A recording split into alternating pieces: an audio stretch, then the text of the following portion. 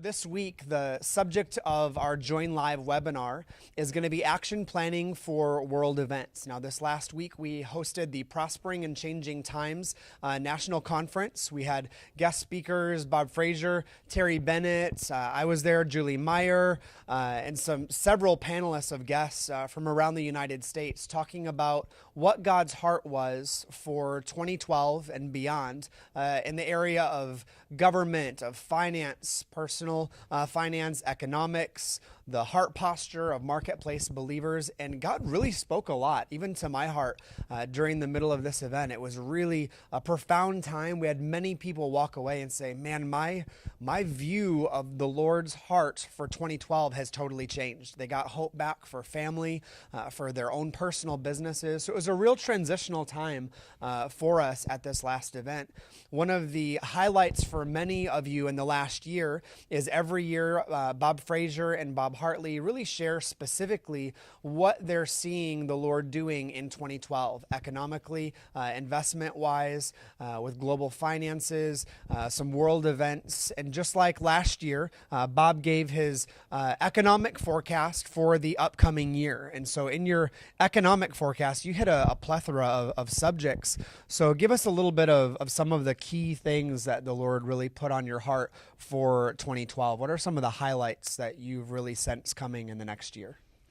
And I want to touch on all the bunch of the different words that were shared. I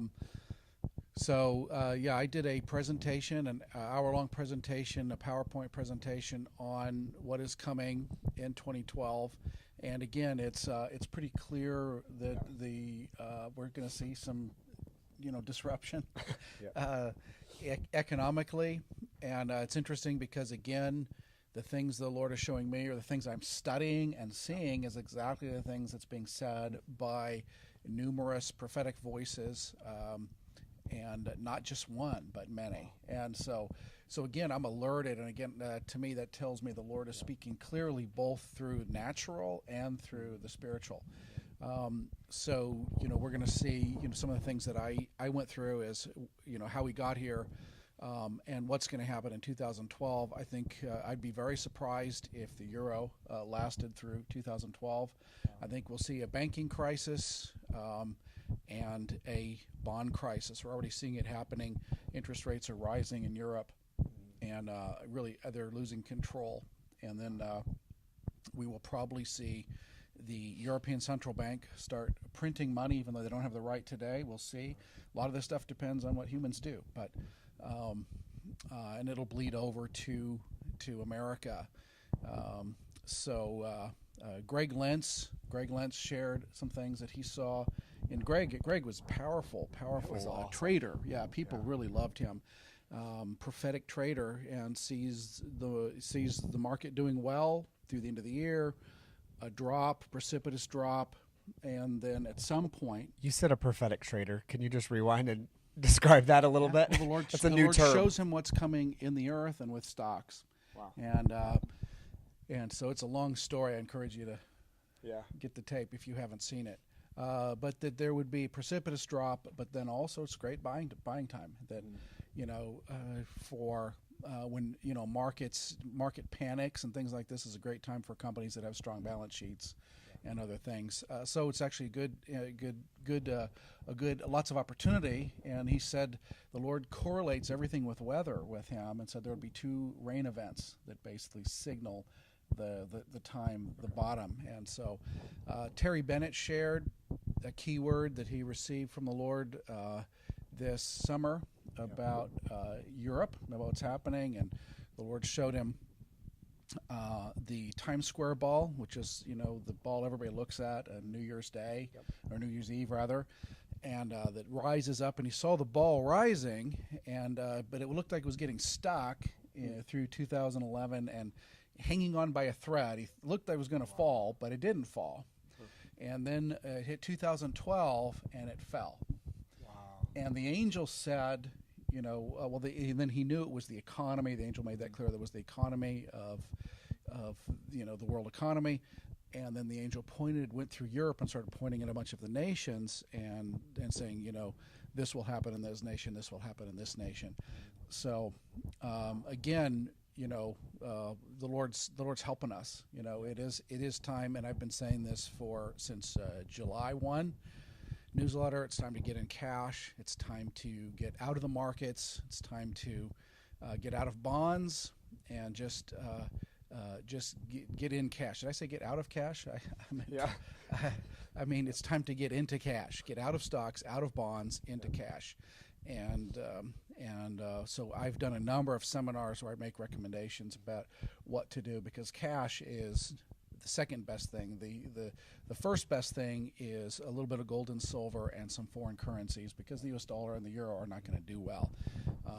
What are some of the foreign currencies specifically? And again, that's on the seminar, but it's Norwegian kroner, the Swiss franc, the Singaporean dollar, Korean won, and I can't remember what the And you other get into one a is. lot of detail about this in the economic presentation. Yeah, and how to do it. It's easy and simple.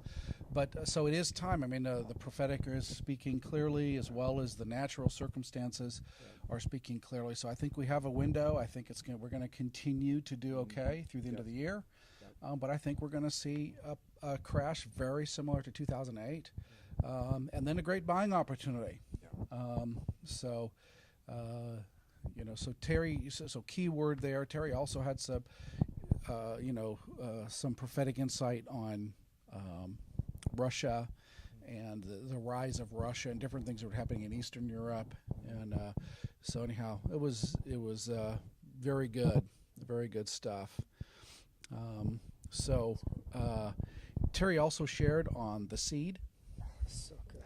And this is the seed of Christ, and it's so good because, there's what is coming we can call disruption, but there's a point and a purpose. The Lord is removing everything that hinders love, as Mick Bickle would say, and shaking everything that can be shaken, as Haggai would say. But it's in order that which cannot be shaken, which would remain, which is Christ. And so we're seeing, him speaking about the seed is so important, because it's getting connected to Christ is really the point. And it was profound. I mean, I found most people were very, very stirred. By I these think words. even myself, man, I left after those sessions and I literally would go home and just go, I love Jesus. It's going back to the first things first. And that's one of the real gifts at this event. And even one of the things that we really trumpet is there's not a separation between what we do in business and with our families and our hidden life in the Lord, and going back to the first things first and going back to the message of Jesus. We can get very sidetracked easily when it comes to business and economic issues, especially when it hits close to home with personal finance or your own personal businesses. But the Lord is really drawing us back as marketplace believers to carve out that time to really cultivate that seed. I know even in our offices here at Joseph International, we take time during the day just to sit before the Lord. One of my favorite things to do is just pause the marketing campaign or the search engine optimization or looking at finances for a few minutes and just close my eyes and go inward, and those couple minutes of just separating and going back to that seed, it's Ecclesiastes 3:11, for eternity was planted in the hearts of men and everything is made beautiful in its time. When we go back and we dwell inward in that place with the Lord, it has a direct overflow into the way that we do business. And so when we talk about investing and what the Lord is doing economically across the globe, there's a direct correlation for us as marketplace believers, because there's an invitation to join him. And he's really shifting things from many of the Josephs, from many of the marketplace believers and their heart posture before the Lord. Man, I got wrecked during some of those sessions where Terry shared. We're actually going to be sharing some of those sessions in the month of December online on the Joseph International website. We're starting the on-demand viewing, and so that you can log on, and during the month of December, there'll be various times where you can watch those sessions for free and just see what the Lord is sharing about going back to the first things first, keeping the centrality of Jesus as the centerpiece for our hearts. It's been a profound move for us as a team, I think. Yeah, I was plowed by it all, and Hartley shared such a profound word as well on decluttering. and re-perspectiving, just getting a fresh perspective, and recalibrating our expectations. Where we had wrong expectations, or just expectations that are different from what the Lord wanted us to have. And then you get disappointed. And so the Lord is dealing with a lot of internal issues. At the same time, he's saying, hey, we got some challenges coming. Yep. Totally. I think even in my own time before the Lord, one of my major prayers this last year has been from Psalm 65, and going back to that first place. I spent several years at the International House of Prayer as an intercessory missionary, gazing on the Lord, and then made the transition coming back into the marketplace. And it was the most beautiful reality that unfolded. In fact, in Psalm 65, I really believe this is a marketplace person verse. It starts off saying that the ones that gaze upon the Lord, blessed is the man you choose to cause and approach you, to dwell in your house, that we would be satisfied by the goodness of your house. I mean, that's beholding Jesus. And you taught on it on Friday night or Saturday night, I think it was. And the beauty of just beholding the Son of God and the posture that puts us in changes everything, and I know even in my own life, going back to that real place of gazing on the Lord changes every perspective that I have. It gets me past knowledge and into a room of wisdom. And so Psalm 65, I really think this is a key passage for us for 2012. Even the folks that spoke during this last week, as we prepare for 2012 and beyond, that there's a transition taking place where 2010, 2011 has been a lot of really tough stuff, and we know economically it's been kind of a disaster for those of us in the Western world. And then all of a sudden there's some fresh winds that are blowing for 2012. And I was even dreaming the last couple nights about the south winds beginning to blow, that they were really winds of refreshing and restoration, that there would be gifts that were given in 2012 that would actually redeem some of the broken promises of before. But it all goes back to gazing on the Lord. And if we posture ourselves right, seek ye first the kingdom of heaven and his righteousness, everything else will take care of itself. We don't have to worry about item number 3, 4, and 5. We just seek, we behold, and let that be the central posture of our heart. And so that journey in Psalm 65, as they gaze on the Lord in Psalm 65, all of a sudden they come before the table of the Lord and they're satisfied with the goodness of his house, that they're given permission to taste and see that the Lord is good, even in the land of the living right now, in our family, in our business, in our churches, in our cities. We can see the goodness of the Lord manifest. And that's really a work that he's doing for 2012 specifically. And in that Psalm 65 passage, one of the things that it speaks of toward the end of the passage is the year of abundance and God bringing forth life in the valleys that were once desolate. They were infertile. They weren't able to produce fruit in the past, that all of a sudden life was teeming forth, that there was actually streams of God that were released in the valley places, that it changed infertile lands into lands that were full of flocks, and there was new growth, and there was a great harvest that came forth. And I believe that's what the Lord is releasing for many marketplace believers, that the last few years, that there's been a lot of north winds of testing, winds of trying, winds that were refining, that out of nowhere, many of them lost, and they felt the pain, and the pain is real. I mean, it really is real to lose business, to lose things with family, and to have those attacks come. I don't want to minimize that pain, but there's hope that comes when the south winds begin to blow. It's like here in Kansas City, man, January, February is rough, man. Those north winds that blow from Michigan and Wisconsin, it is cold, but all of a sudden when the south winds begin to blow, it changes everything. I mean, every year around December, end of December, we get this little short 1-2 week window where it just gets that midwinter warm up and the south winds blow, and it's so refreshing for the soul. And I believe that's a picture of what the Lord is doing for many marketplace believers in 2012, is releasing those south winds of refreshing, that there's real restoration that's taking place for the souls of these marketplace believers in that time. And last night I was actually dreaming about King David and going along the riverbed as he was getting ready to face the giant, as coming before Goliath, and he saw the smooth stones.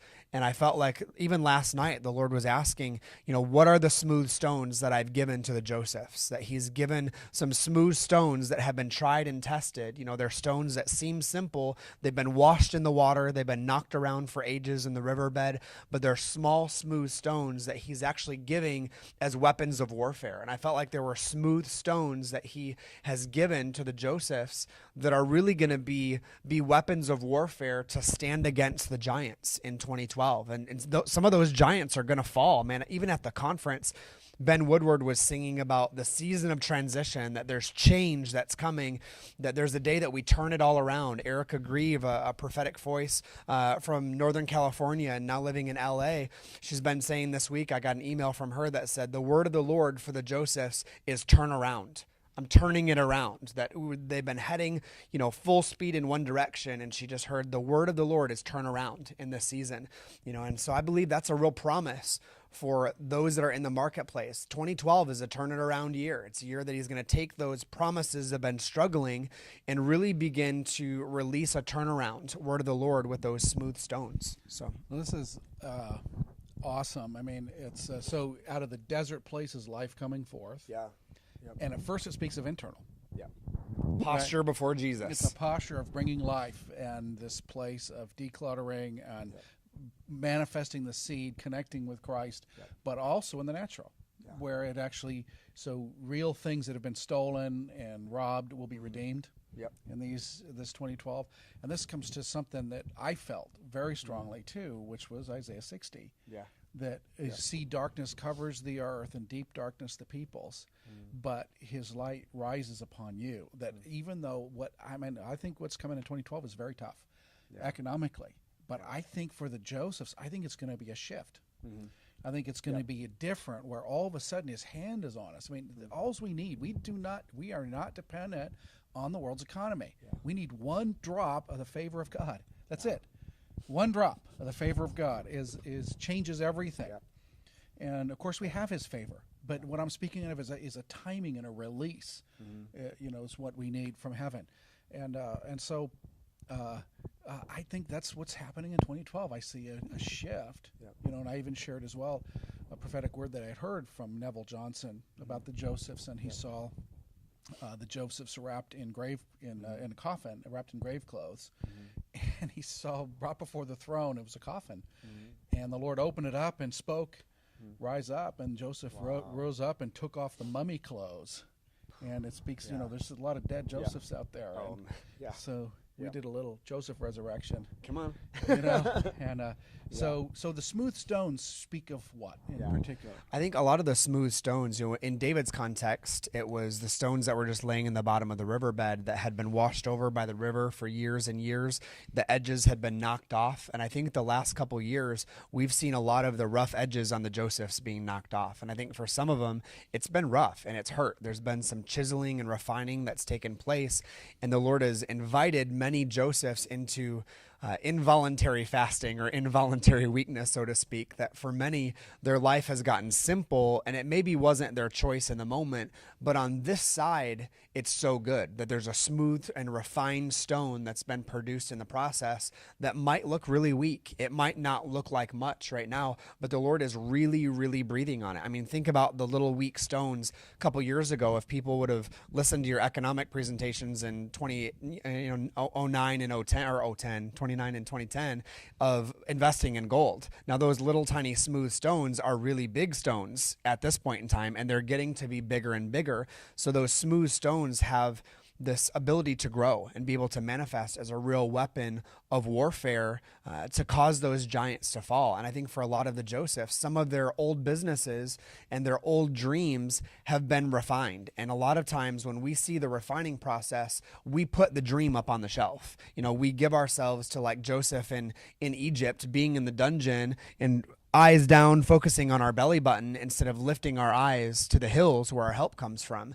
This is a real transition for a lot of Josephs, that it's time to get out of the dungeon. It's time to get out of Egypt. Even when Joseph was in Egypt, it says that the Lord blessed the Egyptian king's house because of the favor that was on Joseph's life.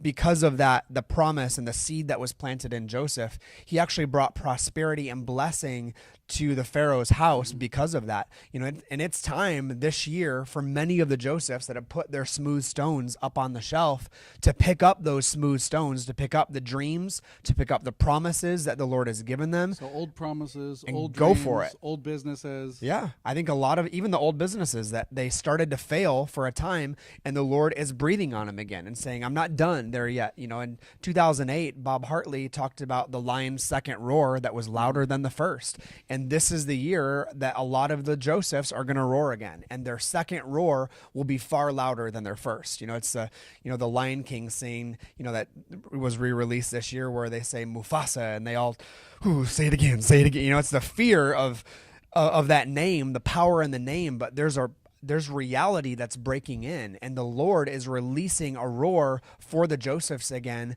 to really be able to dream again. And I'm not talking about dreams that are, the ambitious dreams of youth that I'm going to have tons of money and be better than all my brothers and they're all going to bow down to me and come to me. These are dreams that have been refined, that are mature, that are composed, that have a posture of humility. Even Isaiah 57 says that those who are contrite and humble are the ones that come before the Lord, those are the ones that dwell in the courts of the King.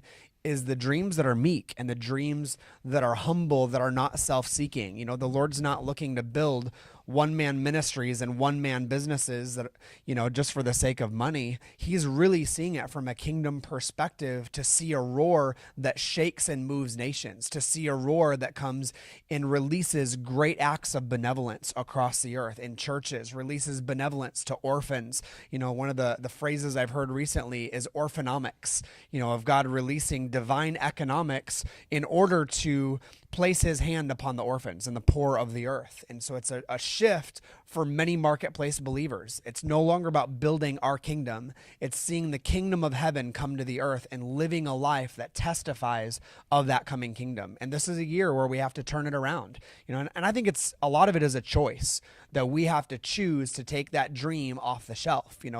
Joseph at 30 years old, when he was reminded of the dream of his youth, he had to choose, am I going to take this dream off the shelf now that I've heard the dream given to Pharaoh? When Pharaoh knew that trouble was coming, Joseph had to choose, will I take this off the shelf and actually prepare? And now it's time. I think there's a line being drawn in the sands for the Josephs. Are we going to choose to prepare in wisdom, or are we going to choose to leave the dream on the shelf? And we could choose either way, but someone will take up that dream. It's really hidden in the heart of the Lord that those smooth stones are cast in this hour. And they'll be cast one way or another, but who's going to do the casting, Yeah, excellent. Awesome. So we're out of time for today. It's our 27 minutes are up, but we want to invite you in the month of December. We're going to be posting some free videos online in December. Terry Bennett's word on the seed, going back to the centrality, the message of Christ and Christ crucified. We'll have those up on our website for you. There's also the webinars posted through the month of January, so you can sign up for the Join Live webinars like this broadcast on there for free. And then also for those of you that are new, I'd encourage you to check out Bob Fraser's Joseph Insight on our main page on josephinternational.org. Every month, the first of the month, he publishes an economic newsletter of what he feels the Lord is saying to his spirit. Now, we don't separate the economics from the wisdom of God. It really is the wisdom of God in this hour to plunder the wealth of the wicked, to release benevolence to the nations of the earth. There are Josephs or Cyruses or Daniels, whatever you want to call them, being raised up in this hour. And it's really time for us to choose. And so that economic newsletter that's free on josephinternational.org is a great tool and a great resource to get really the how-tos. And you're welcome to share that, to send it to your friends, to your family members that may be interested. It is so important for us as marketplace believers to really have our gaze and our eyes set upon the Lord in this hour. There's a shift coming and we need to be on the front end of this wave as we enter 2012. So we just want to invite you to join us in 2012 as we seek to bring the kingdom of heaven to the different spheres of influence across the land. So I want to pray for you as we close this week's webinar. So Father, I ask you for the Josephs that are listening, for the marketplace believers. I ask you, Father, for 2012, that you would redeem the promises. God, that you would redeem the promises that you have given to the Josephs. Father, that you would resurrect old dreams, dreams that are dwindling or are dying, or dreams that are on life support. Father, we ask for the breath of heaven to break in.